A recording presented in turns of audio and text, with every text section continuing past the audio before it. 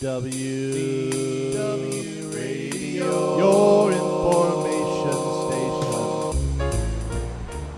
Hello, everybody, and welcome to the WDW Newscast for Wednesday, April 11th, 2012. I am Lou Mangello from WDW Radio, coming to you live from Future World in Epcot Center here in Walt Disney World. Today's newscast is once again brought to you by our friends over at touringplans.com. They are the research team behind the unofficial guide to Walt Disney World, and they can help you save, get this, up to 4 hours per day in the Walt Disney World theme parks with their Lines application on your mobile device, crowd calendars, fast pass return times, wait times, 150 plus different touring plans, whether you're going alone, with the kids, grandma, grandpa, or any combination of them. Visit touringplans.com/WDW Radio, and they'll help you maximize your time and really have a better time here at Walt Disney World. So let's get right into this week's Walt Disney World news. Because we're in Epcot and because I'm starving, because it's 7:30, we're going to start off with food. And right down there, over at the Italy Pavilion in World Showcase, Tutto Gusto, the new wine cellar that's going to be part of Tutto Italia once it reopens, is scheduled to open in early May. And this is something new coming to the World Showcase offerings. We've got margarita bars, we've got tequila caves, we've got the new, as part of Flower and Garden Festival, the new Haiti mini pavilion with the coconut rum frozen drink, which is phenomenal.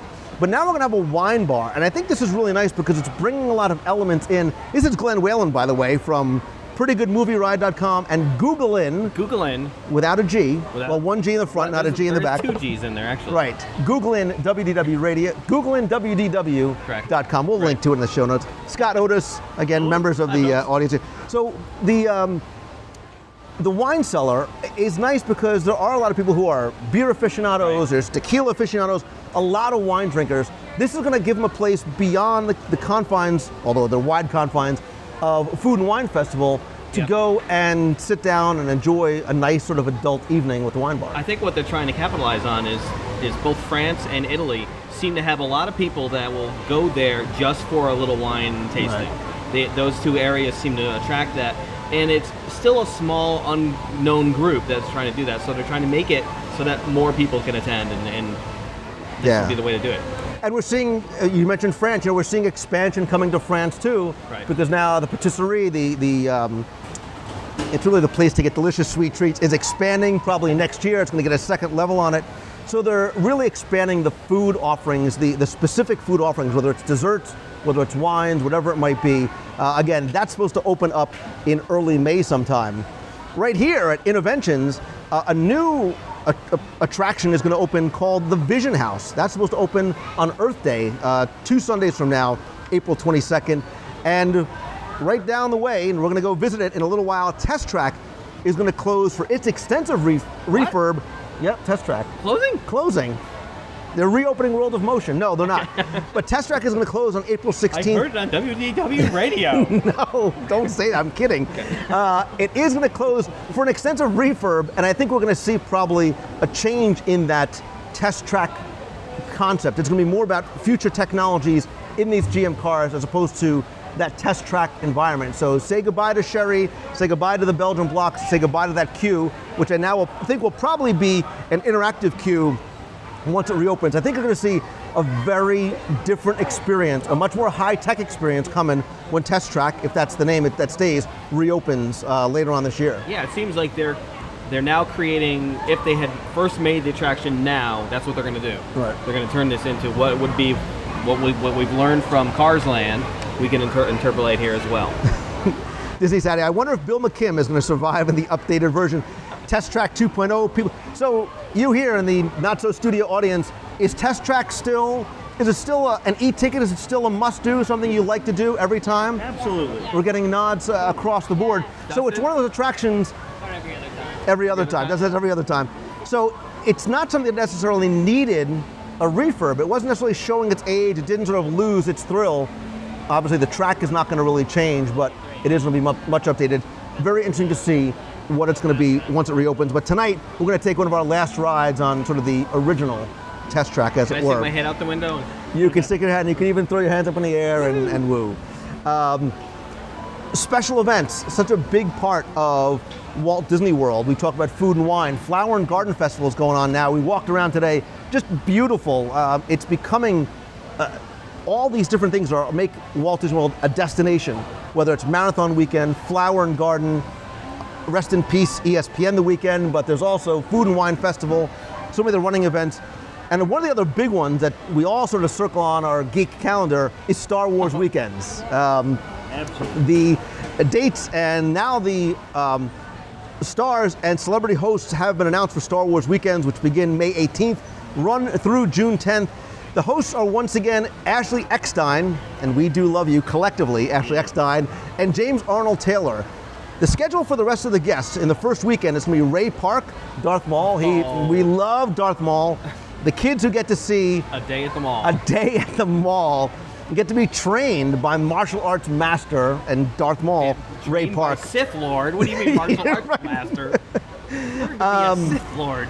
Jerome Blake, maybe a name you're not as familiar with. He's Rune Hako and Mas Sameda, and I'm butchering the names, forgive me. I think it's a Clone Wars character. Right, well, Phantom Menace, he's a Phantom Menace character. D. Bradley Baker, he's Captain Rex, he's Commander Cody, also from Clone Wars. The second weekend is Annie Seacombe. He's Watto from Phantom Menace. Ray Park is back, and Tom Kane, who's the voice of Yoda in the Clone Wars series, is coming back again. Third weekend. The narrator for the Clone Wars. He's all. Well, Anakin Skywalker has returned. you are not Tom Kane. I know Tom Kane, and you are no Tom Kane. The third weekend, June 1st through the 3rd, Jake Lloyd, Anakin Skywalker from the second trilogy, Silas Carson, who's Newt Gunray, and Ki Adi Mundi from Phantom Menace. I know, it's Star Wars fans. What? That's what it says. And a Star Wars Clone Wars voice talent to be determined will be the third guest. The fourth weekend, June 8th through the 10th, it's Aura Singh. The tall, cool Aura Singh from Phantom Menace is coming. Jeremy Bulloch, Boba Fett from Boba Fett. from a little higher. Episode 5 and Episode 6, Return of the Jedi. Daniel Logan, little baby Boba Fett from Attack of the Clones. And Nika Futterman, the voice of Asajj Ventress from the Clone Wars, is going to be there on the fourth weekend.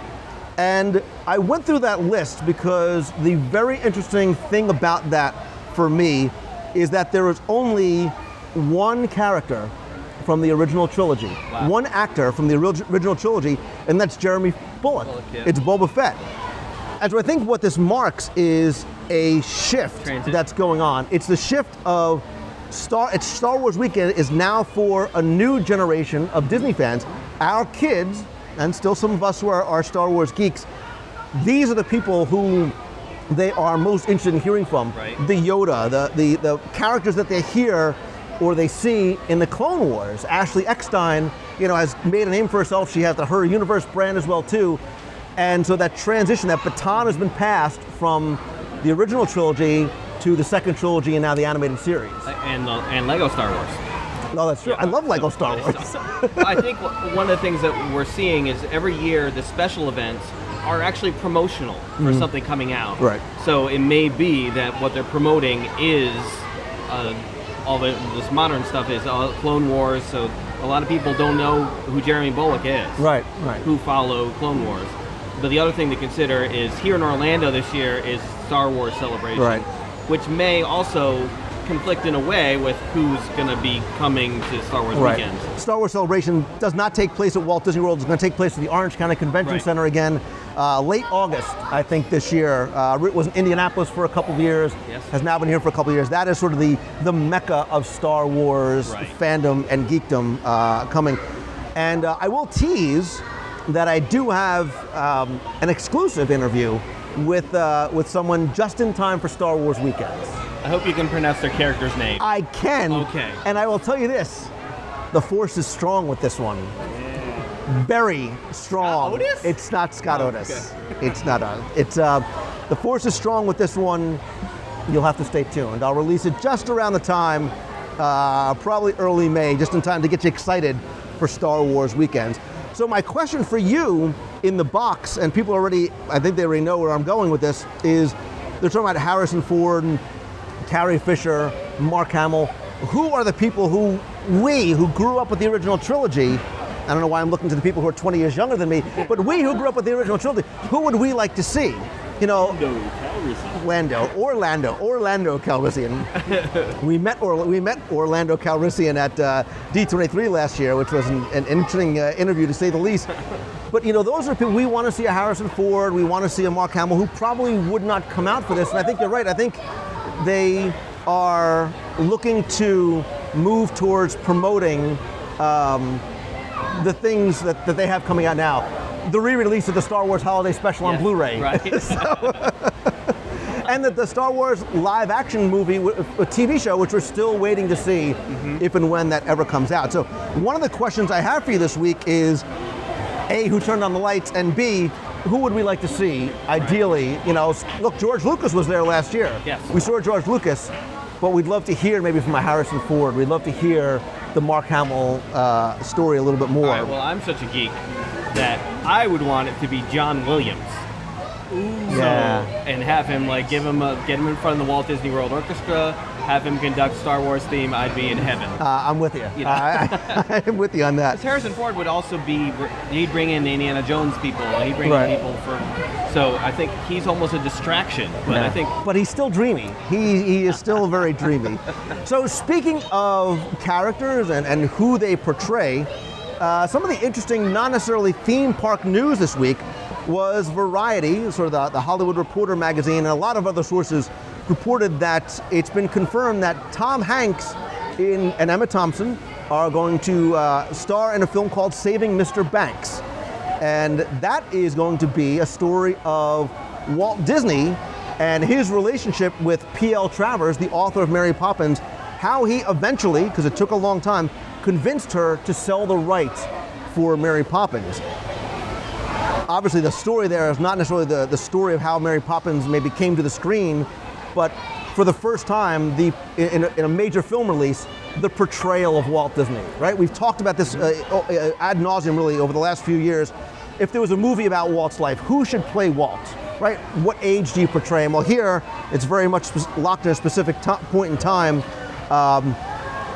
And I think, when you say Tom Hanks, I said, okay, that's who I could see playing Walt Disney.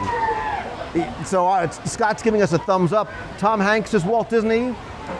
It's almost like a wait and see, right? Because you can't judge until you've actually seen it. And I think that the dude from Twilight. Who? The dude from Twilight. I've never seen it. No. Harrison Ford. But I think there's a couple things to it. I think that no matter who you choose, you're not going to satisfy everyone. Like, who is the person who should play Walt Disney? So inside the chat room here, people are saying yes. Some people are saying not sure about Tom Hanks. I think he could do a great job. Some people are saying no. Some people said Tom Selleck. Tom Selleck is too macho cowboy. Well, I think Tom Selleck.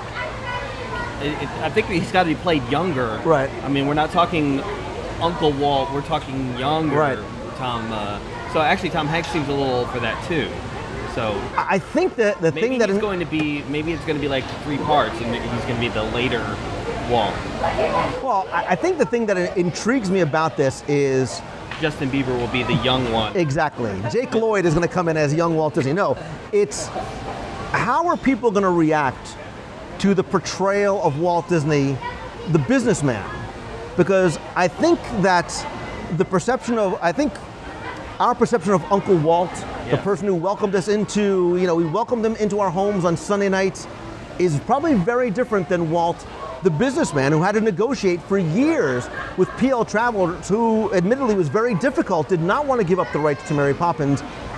How are we maybe going to see a different side of Walt than maybe we're used to seeing as sort of Uncle Walt, and Tinkerbell at the Wonderful World of Color? Is this a Walt Disney film? Disney Pictures doing it? Right. I believe, let's see, it's John Lee Hancock is going to be the direction. John Lee Hancock, he did Alone at the Alamo. Right. It does not say who is. Rookie. Right. I don't see if it's specifically a Disney film, so I don't know. If it is him, it's likely that it probably would be a Walt Disney Pictures, which would probably make sure Walt was in a nice light. Right, But I sure. think moved over to another studio, and we see a very different, this is the scene where Walt bites her in the leg, Right. Right, so somebody says, we're used to seeing a very grandfatherly side of Walt Disney, but now we're going to see Walt, the negotiator, the tough negotiator. So I think it could be very different and very interesting. And look, I think no matter who they chose, no matter how he's portrayed, it's not going to satisfy every Disney fan, because we, in our minds, we have a perception of who Walt Disney was, that grandfather figure, whoever it is. So that's the question of the week. That's the question I want to leave to you who are listening or who are watching, is what do you think of Tom Hanks as the selection? How do you what do you think this portrayal of Walt, the businessman, the negotiator, is going to be like? And if it's not Tom Hanks, who should it be? Yeah. Who would you have chosen to be Walt Disney? Obviously, there was that fake Ryan Gosling poster of early Walt on the train, which was very well done, but this is very much about a specific project that he worked on at Mary Poppins. So I want you guys to come by the site over at WDWradio.com, click on the show notes for the April 11th newscast. You can leave your comments there. I'd love to hear more from those of you who are listening as to what you think about the choice of Tom Hanks, the choice of this film, the sort of first time we see Walt in this this Mary Poppins, bringing Mary Poppins to the 1964 film, and what you think about all that. Does Bed Knobs and Broomsticks come from this story as well? The creation of Bed Knobs and Broomsticks is because we can't get Mary We couldn't get Mary Poppins, right? So we started Similar building, types of and similar type thing, Right. and then they do get, and now they have two. Now they have two of them in the world. Right. So yeah, I would love to hear more. Again, the chat room is going by very, very quickly. People are saying they like Tom Hanks. Some people say they want to see George Clooney. Edward Norton is another one that I've seen a couple of times. Anne Hathaway is Julie Andrews. So yeah, everybody's going to sort of have their own way they want to envision Walt. Tom Hanks has a good relationship with Disney already, Right. which is probably important to this. Sure. And actually, someone said that Johnny Depp actually has a relationship with Disney as well, but I don't know if that's. I don't see Johnny Depp as Walt. No. He's Captain Jack Sparrow, and that's where he needs to stay.